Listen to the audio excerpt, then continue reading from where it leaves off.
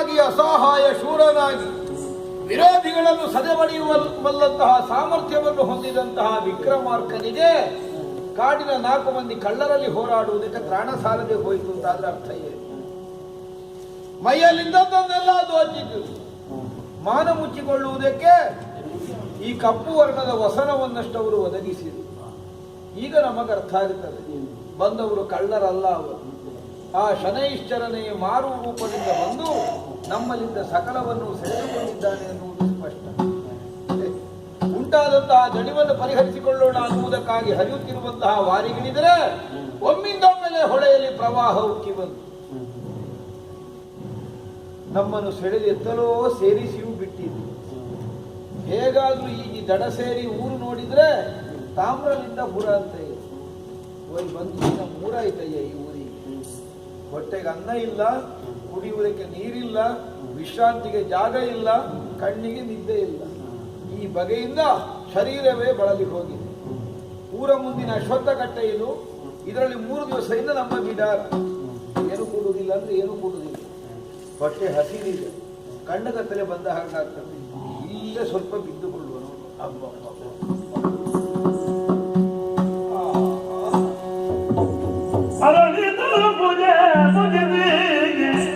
ಸರ್ಪೂಜೆ ವಿರಚಿಸುತ್ತ ಬಳಿಕ ನಂದಿಶೆಟ್ಟಿಗೆ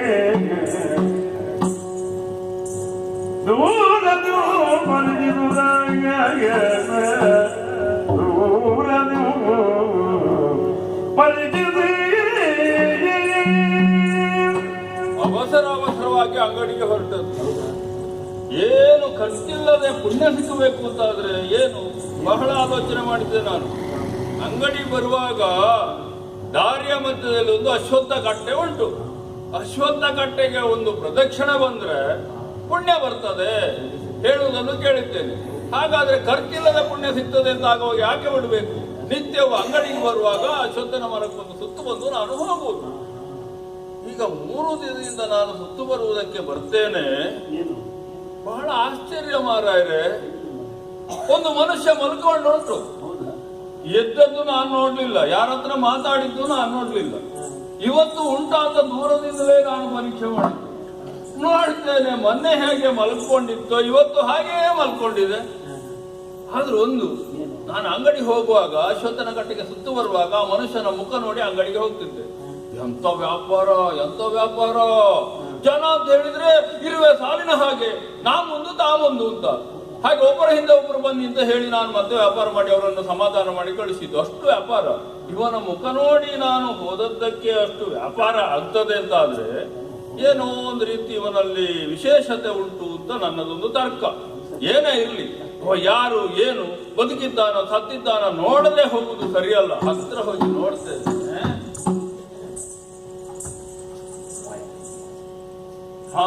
ಉಸಿರಾಟ ಉಂಟು ಅಂತ ಆದ್ರೆ ಬದುಕಿದ್ದಾನೆ ಅಂತ ಆಯ್ತು. ಹಾಗಾದ್ರೆ ಎಬ್ಬಿಸಬೇಕಲ್ಲ, ಎಬ್ಬಿಸಿ ಮಾತಾಡುವ. ಓಯ್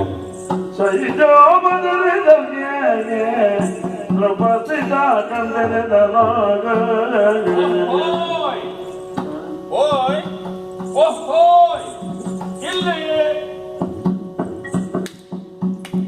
ಆ ಕಡೆಯಿಂದಲ್ಲ ಈ ಕಡೆಯಿಂದ ಶಬ್ದ. ಯಾರಯ್ಯ ನೀನು, ಯಾರಯ್ಯ ಯಾರಯ್ಯ ನೀನು, ಯಾರಯ್ಯ ಯಾರಯ್ಯ ಅಸಾಮಾನ್ಯ ಪುರುಷನು ಸಾಲಿಗೆ ಏಕೆ ಬಂದವನು ಗುರುವೇ ಮಲನನಿ ಮಲಗಿರುವುದೇನು ಮೋದಿಯುಗಳೇ ಗೊಂದಿ ಕುದುಗಿಂದೆಯೇನು ಯಾರಯ್ಯನೇನು ಯಾರಯ್ಯನೇನ ಯಾರಯ್ಯ.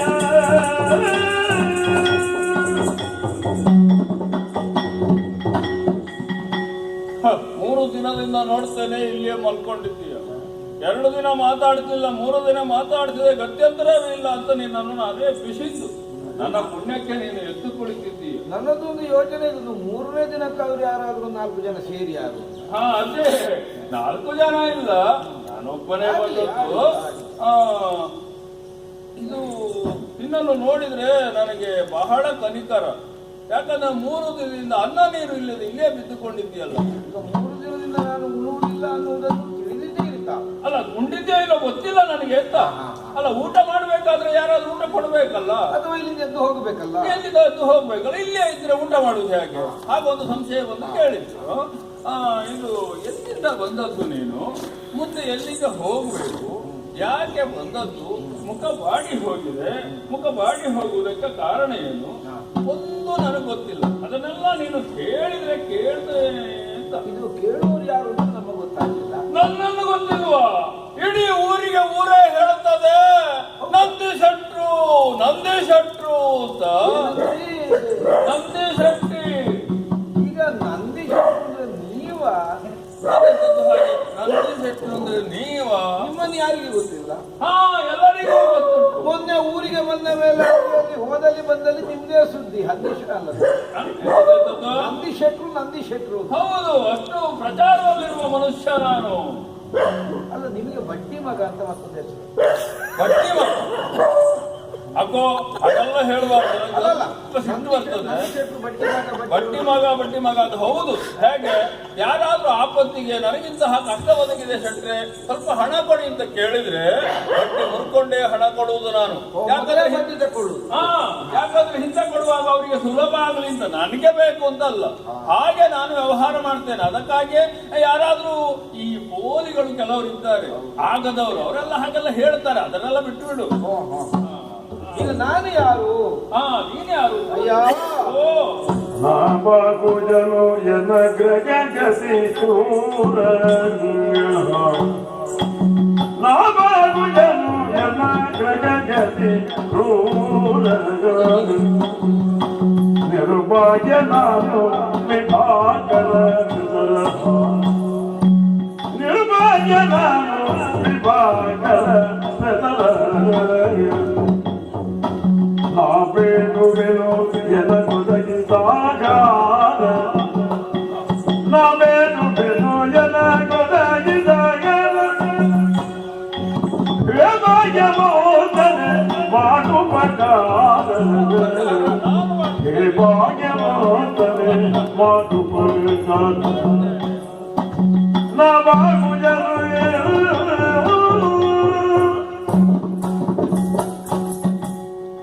ನಂದಿ ಶೆಟ್ರು. ಹೌದು ಹೌದು.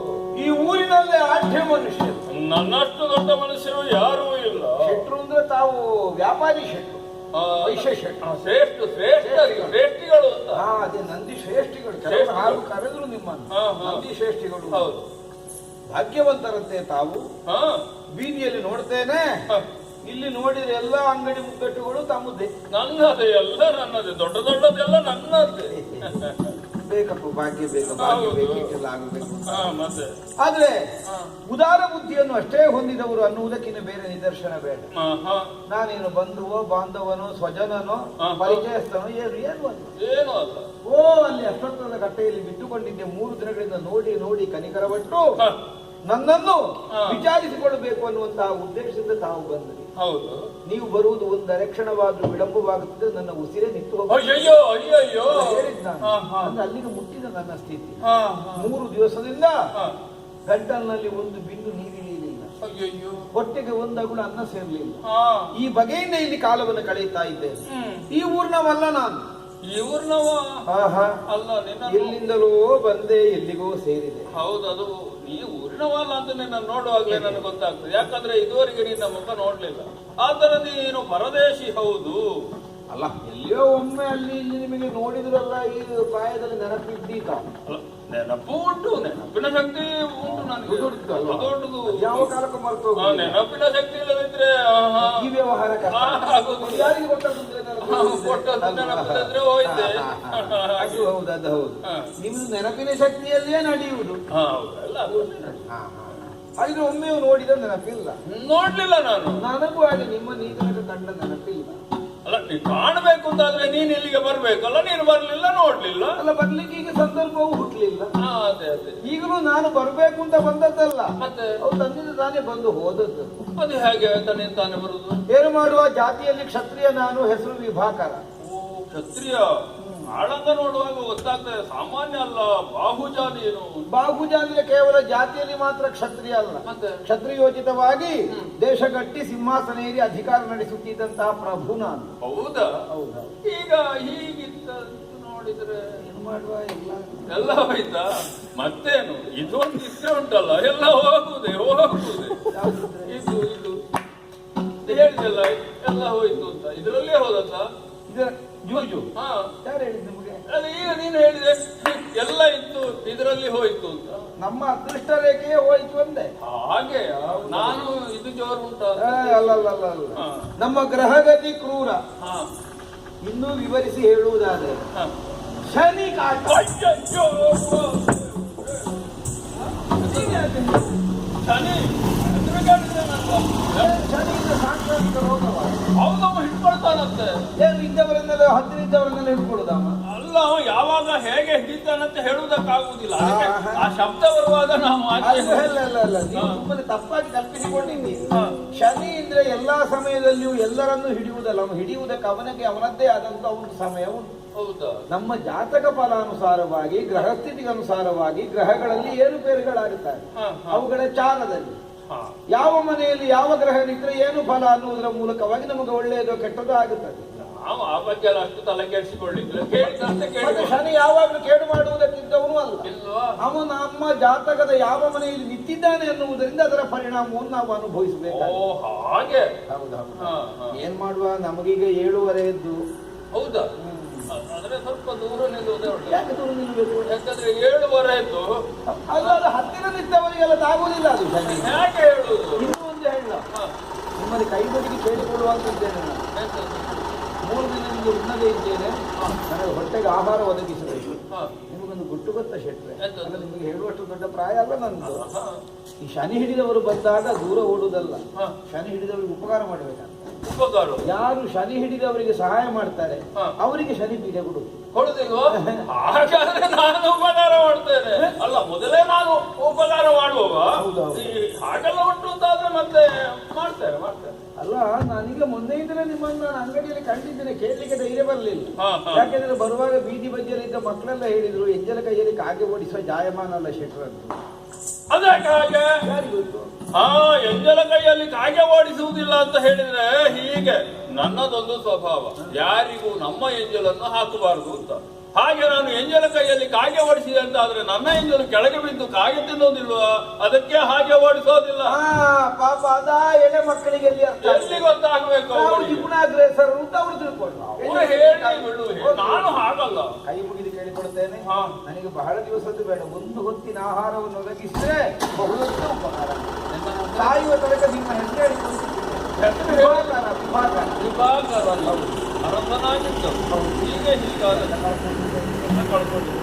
ನಿನಗೆ ಬೇಕಾದ ಅಯ್ಯ, ಆಲೋಚಿಸಬೇಡ. ನಿನಗೆ ಆಲೋಚನೆ ಬೇಡ. ಹಾಗಲ್ಲ, ಮಕ್ಕಳಿಗೆ ಅಯ್ಯೋ ಹಾಗಾದ್ರೆ ಹೇಳಬೇಡ. ನನ್ನ ಮಾತು ಮೊದಲೇ ನೀನು ಪ್ರಾರಂಭ ಮಾಡಿದ್ರೆ ನಾನು ಏನು ಮಾಡಲಿ? ನಾನು ನಿನಗೆ ಬೇಕಾದ್ದನ್ನು ಕೊಡ್ತೇನೆ, ನನ್ನ ಮನೆಗೆ ಬರಬೇಕು, ಮನೆಗೆ ಕರ್ಕೊಂಡು ಹೋಗಿ ಹೊಟ್ಟೆ ತುಂಬ ಊಟ ಹಾಕ್ತೇನೆ ಅಂತ. ಹೌದಾ? ಈ ಊರಿನಲ್ಲಿ ಯಾರು ಹೀಗೆ ಹೇಳುವವರಿಲ್ಲ, ನಾನು ಮಾತ್ರ. ನನ್ನ ಹೃದಯ ಅಂದ್ರೆ ಹಾಗೆ ದೊಡ್ಡದು. ಮತ್ತೆ ತಮ್ಮ ಹೊಟ್ಟೆ ನೋಡಿದ್ರೆ ಎಂತದ್ದು? ದೊಡ್ಡ ಹೊಟ್ಟೆ. ಹಾಗಲ್ಲ, ಈಗ ಶ್ರೀಮಂತಿಕೆ ಬೇರೆ, ಹೃದಯ ಶ್ರೀಮಂತಿಕೆ ಬೇರೆ. ಹೃದಯದೊಳಗೆ ಒಳ್ಳೆ ಮನಸ್ಸುಂಟು ಅಂತ ಹೇಳಿದ್ರು. ಉಳ್ಳವರಿಗೆಲ್ಲ ಕೊಡಬೇಕನ್ನೋ ಮನಸ್ಸಿರುವುದಿಲ್ಲ, ಇಲ್ಲ ಕೊಡಬೇಕನ್ನೋ ಮನಸ್ಸಿದ್ದವರ ಕೈಯಲ್ಲಿ ಇರುವುದಿಲ್ಲ. ನನಗೆ ಇರ್ಲಿಕ್ಕೂ ಉಂಟು, ಕೊಡುವ ಮನಸ್ಸು ಉಂಟು. ನನ್ನ ಮನಸ್ಸು ಅಂದ್ರೆ ಅದು ತಿಳಿದವರು. ಕೆಲವರೆಲ್ಲ ಶ್ರೀಮಂತ ಹೃದಯದವರು, ಆದ್ರೆ ಸಂಪತ್ತಿನಲ್ಲಿ ದರಿದ್ರ. ದರಿದ್ರ. ಕೆಲವರೆಲ್ಲ ಸಂಪತ್ತಿನಲ್ಲಿ ಶ್ರೀಮಂತರು, ಹೃದಯದಲ್ಲಿ ದಾರಿದ್ರ್ಯ ಉಳ್ಳವರು. ಹಾಗಾಗಿ ಒಂದು ವಾಕ್ಯ ಹುಟ್ಟಿಕೊಂಡದ್ದು, ಕೆಲವರು ಶ್ರೀಮಂತ ಹೃದಯದ ದರಿದ್ರರು, ಕೆಲವರು ದರಿದ್ರ ಹೃದಯದ ಶ್ರೀಮಂತ. ಈಗ ನನ್ನನ್ನು ಯಾವ ಶಾಲೆಗೆ ಸೇರಿಸಿದೆ ನೀನು? ಅದು ಯಾವುದೂ ಗೊತ್ತಾಗ್ಲಿಲ್ಲ. ಗೊತ್ತಾಗ್ಲಿಲ್ಲ ಅಂದ್ರೆ ನಾನು ಹೇಳಿದ್ದಲ್ಲ, ಹೃದಯ ಶ್ರೀಮಂತಿಕೆ ನಮ್ಮಲ್ಲಿ ಉಂಟು. ಒಬ್ಬನಿಗೆ ಅನ್ನ ಹಾಕಿ ಅವನ ಜೀವ ಉಳಿಸಬೇಕು, ಅವನ ಮನಸ್ಸಿಗೆ ಸಂತೋಷ ಆಗ್ಬೇಕು, ಈ ರೀತಿಯ ಆಲೋಚನೆ ಮಾಡುವಂತಹ ವ್ಯಕ್ತಿ ನಾನು ನಾನು ಮತ್ತೆ ಬಾಬಾ ಮನೆ ತುಂಬಾ ದೂರ ಬಹಳ ದೂರ ಇಲ್ಲ.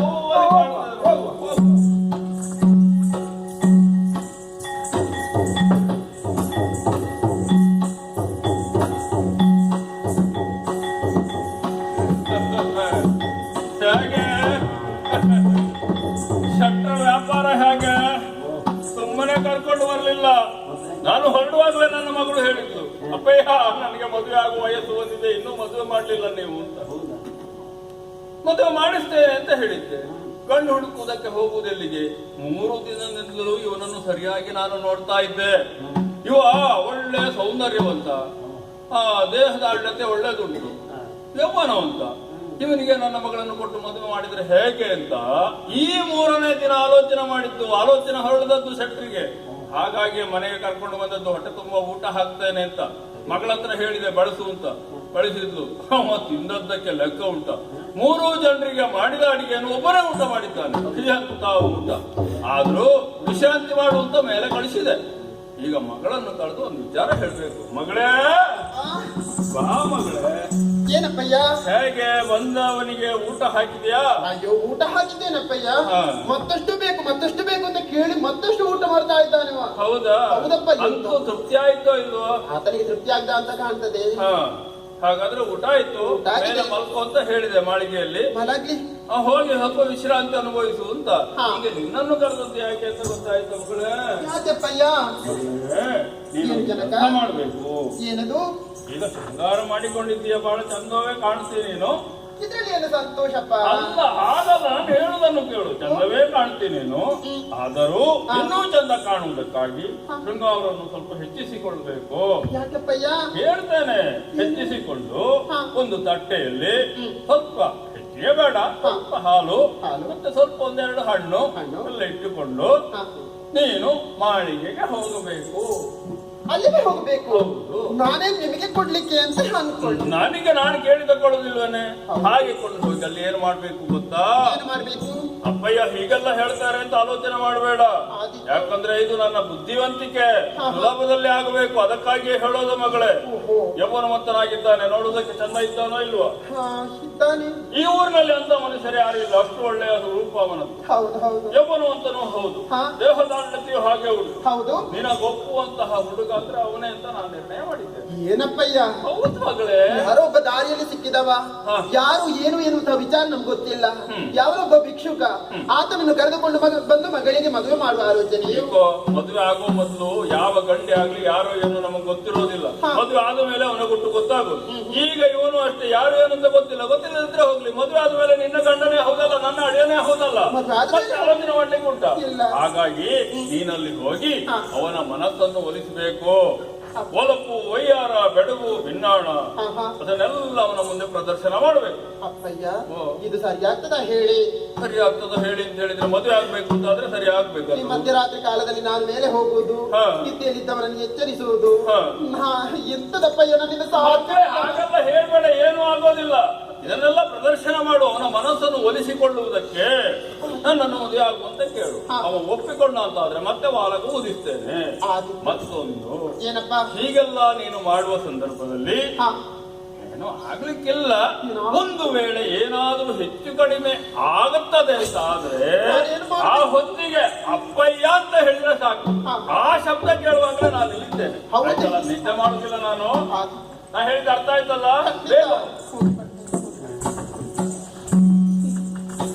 ಎಂತಹ ಕೈಕರ್ಯವನ್ನು ಕೊಟ್ಟು ಹೋದ್ರೆ ನನ್ನ ಜನಕ. ಈ ಹೊತ್ತಿನಲ್ಲಿ ನಾನು ಮೇಲೆ ಹೋಗ್ಬೇಕಂತೆ. ಸರ್ವಾಲಂಕಾರ ಭೂಷಿತರಾಗಿ ಹೋಗಬೇಕು. ಅದು ಕೂಡ ಹರಿವಾಣದಲ್ಲಿ ಹಾಲು ಹಾಗೆ ಹಣ್ಣು ಇತ್ಯಾದಿ ಸಕಲ ಸಿದ್ಧತೆಗಳೊಂದಿಗೆ ಹೋಗಬೇಕಾಗಿದೆ. ತುಂಬಾ ಭೀತಳಾಗಿ ಹೋಗಿದ್ದೇನೆ. ಆಗ್ಲಿ ಹೋಗ್ತೇನೆ, ಪ್ರಯತ್ನ ನನ್ನದ್ದು, ಫಲ ಏನೋ ಮತ್ತೆ ಅರ್ಥ ಆಗ್ತದಲ್ಲ.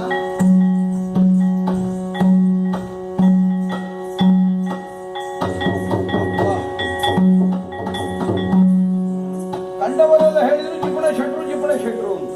ಇವರು ನೋಡಿದ್ರೆ ಔದಾರ್ಯವಂತರು, ಅನುಮಾನವೇ ಇಲ್ಲ. ಏನು ಉಪಚಾರಯ್ಯ, ಮಾವನ ಮನೆಗೆ ಬಂದ ಅಳಿಯನಿಗೆ ಮಾಡಿದ ಎಣ್ಣೆ ನೀರಿನ ಸ್ನಾನ ಎಂತದ್ದು, ಮಿಷ್ಟಾನ್ನ ಭೋಜನ ಎಂತದ್ದು, ಉಂಡದ್ದೇ ಸ್ವಲ್ಪ ತಿಂದದ್ದೇ ಹೆಚ್ಚಾಯ್ತಾ ಅಂತ. ನನ್ನ ದೋಷ ಅಲ್ಲ ಅದು. ಶನಿ ಹಿಡಿದವರು ಹಾಗೆ ತಿನ್ನುವುದು, ಊರದಿಂದಾಗೆ ತಿನ್ನುವುದು. ನಮಗೂ ಆದದ್ದು ಅದೇ. ಈಗ ನೋಡಿ, ಈಗ ಕಂಡುಹಿಡಿಯುವುದು ಅಲ್ಲ, ಶೆಟ್ರೊಂದು ಅನುಕೂಲ ಮಾಡಿಕೊಡು. ನಮ್ಮ ಮನೆಯ ಮೇಲಿನ ಚಿತ್ರಶಾಲೆಗೆ ಹೋಗಿ ಬೆಳಿಗ್ಗೆವರೆಗೆ ವಿಶ್ರಾಂತಿ ತಗೊಳ್ಳಿಂತ ಅವಕಾಶ ಕೊಡ್ತಿದ್ದಾರೆ. ಮತ್ತೆ ಇದಕ್ಕಿಂತ ಹೆಚ್ಚಾಗಿ ಆಗ್ಲಿಕ್ಕೆ ಆಗಲಿ. ಶನಿ ಹಿಡಿದ್ರು ಒಂದೊಂದು ದಿವಸ ಒಳ್ಳೆದು ಸಿಗ್ತದೆ. ನನ್ನ ಮನೆ ನೋಡಿ ಎಂತ ಭೋಜನ ಸಿಗ್ಲಿಲ್ಲ ಶನೀಶ್ವರ. ತಾನು ಧರ್ಮ ಧರಿಸುವ ಮಾನಿನಿಯೋ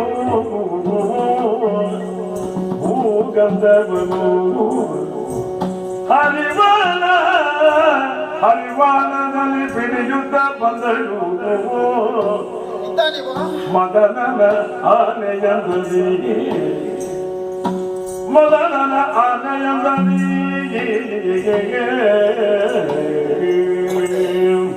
ಅಪ್ಪ ಹೇಳಿದ ಪ್ರಕಾರವಾಗಿ ಹರಿವಾಣದಲ್ಲಿ ಫಲಪುಷ್ಪಗಳನ್ನು ಇಡುವುದರ ಮೂಲಕ ಹಾಲನ್ನು ಇರಿಸಿದ್ದೇನೆ. ಒಳ್ಳೆ ಪಟ್ಟ ಸೀರೆಯನ್ನುಟ್ಟುಕೊಂಡಿದ್ದೇನೆ, ಆಭರಣವನ್ನು ತೊಟ್ಟುಕೊಂಡಿದ್ದೇನೆ, ಸರ್ವಾಲಂಕಾರ ಭೂಷಿತರಾಗಿ ಹೊರಟು ಬಂದಿದ್ದೇನೇನೋ ಸತ್ಯ. ಆದ್ರೆ ಈತ ಎಲ್ಲಿದ್ದಾನೆ? ಮುಂದೆ ಹೋಗಬೇಕಲ್ಲ.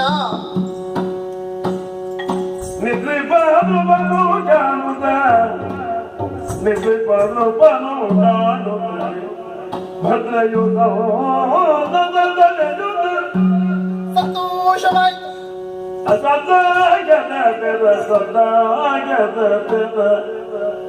ಪದ್ಧತಿ ನಿರೂಪಿಸುತ್ತಾಗ ನೀರೂಪಿಸುವುದ ಮಗಳಿಂದ ಎಂದೂ ದರದಿವನು ಇವನು ಎಂದಿವನು ಹೊಂದುವೆನು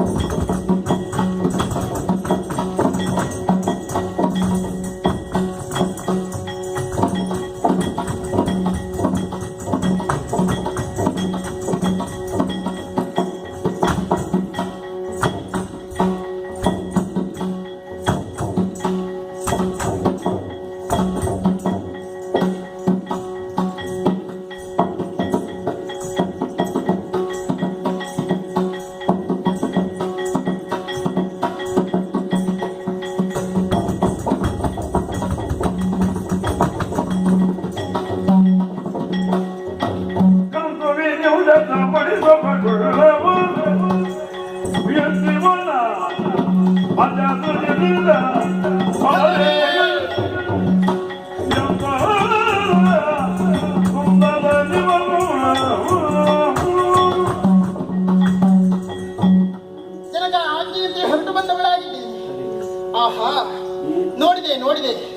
ಈತನನ್ನು ನೋಡಿದೆ ಎಂದಿದ್ರೆ ನನ್ನ ಕಣ್ಣುಗಳೇ ಪಾವನವಾಗಿ ಹೋಯಿತು. ಎಷ್ಟೊಂದು ಸುಂದರಿಯುವ ಸುಂದರ ಅಂಗ, ರೂಪದಲ್ಲಿ ಅತಿ ರೂಪವಂತ ಯಾರು ಅಂತ ಕೇಳಿದ್ರೆ ಮನ್ಮಥ ಅಂತ ಹೇಳ್ತಾರೆ. ಪಂಚಶರವನ್ನು ಹೊಂದಿಕೊಂಡವ ಅಂತಹ ಮನ್ಮಥನನ್ನು ತಂದು ಈತನ ಕಾಲಿನ ಕಿರು ಬೆರಳಿಗೆ ಕಟ್ಟಬೇಕಪ್ಪ. ಅಷ್ಟೊಂದು ಸುಂದರಾಂಗನಾಗಿದ್ದಾನೆ, ನೋಡುವುದಕ್ಕೆ ಬಹಳಷ್ಟು ಸೊಬಗುಳ್ಳವ. ನೀಲವಾದಂತಹ ಗಗನದಲ್ಲಿ ಸಹಸ್ರಾರು ನಕ್ಷತ್ರಗಳ ಮಧ್ಯದಲ್ಲಿ ಆ ಚಂದ್ರ ಯಾವ ರೀತಿ ಶೋಭಿಸ್ತಾನೋ ಅದರಂತೆ ಪೂರ್ಣ ಶಶಾಂಕನಂತೆ ಮುಖ ಉಳ್ಳವ. ಆ ಚಿಗುರು ಮೀಸೆಯನ್ನು ನೋಡಬಾರದೆ, ಹಾಗೆ ಆ ಮೈಯನ್ನೆಲ್ಲ ನೋಡುತ್ತಾ ಇದ್ದ ಹಾಗೆ ನನ್ನನ್ನೇ ನಾನು ಮರೆತು ಬಿಟ್ಟೆ. ಇಷ್ಟರ ತನಕ ಅನ್ಯ ಪುರುಷ ನೋಡಿದವಳೇ ಅಲ್ಲ. ಹಾಗಿದ್ದರೂ ಕೂಡ ಈ ಹೊತ್ತಿನಲ್ಲಿ ಬ್ರಹ್ಮದೇವ ಈತನನ್ನು ಸೃಜಿಸುವಾಗ ಯಾವುದೇ ರೀತಿಯ ಕೊರತೆಗಳನ್ನು ಕೊಡ್ಲೇ ಇಲ್ಲ. ಎಲ್ಲ ಜೀವಿಗಳನ್ನು ಸೃಷ್ಟಿ ಮಾಡಬೇಕು ಎಂದಿದ್ರೆ ಒಬ್ಬೊಬ್ಬರಿಗೆ ಒಂದೊಂದು ರೀತಿಯಾದಂತಹ ಕೊರತೆ ಎಂಬುದು ಕೊಟ್ಟೇ ಕೊಡ್ತಾನಂತೆ. ಈತನಿಗೆ ಯಾವ ಕೊರತೆಯನ್ನು ಕೂಡ ಕೊಡ್ಲಿಲ್ವಲ್ಲ, ಬಲು ಸುಂದರಾಂಗನಾಗಿದ್ದಾನೆ. ಈತನನ್ನು ಮಾತನಾಡಿಸಬೇಕು. ಈತನಲ್ಲಿ ಯಾವ ರೀತಿ ನಾನು ಮಾತನಾಡಿಸಿ ನನ್ನ ಒನಪು ವಯ್ಯಾರವನ್ನು ಯಾವ ರೀತಿ ತೋರಿಸಬೇಕು. ಇಷ್ಟೇ ಅಲ್ಲ, ಹಾಗೆ ಆತನು ನೋಡಬಾರದೆ. ಕಮಲ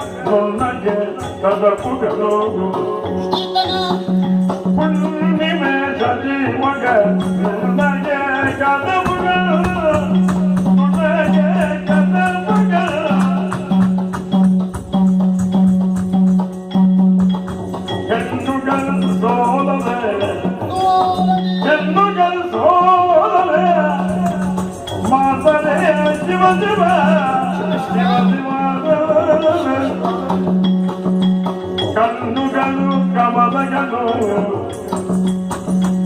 ತುಟಿ ಕಣ್ಣು ಕಂಪಗೆ ಮೂಗು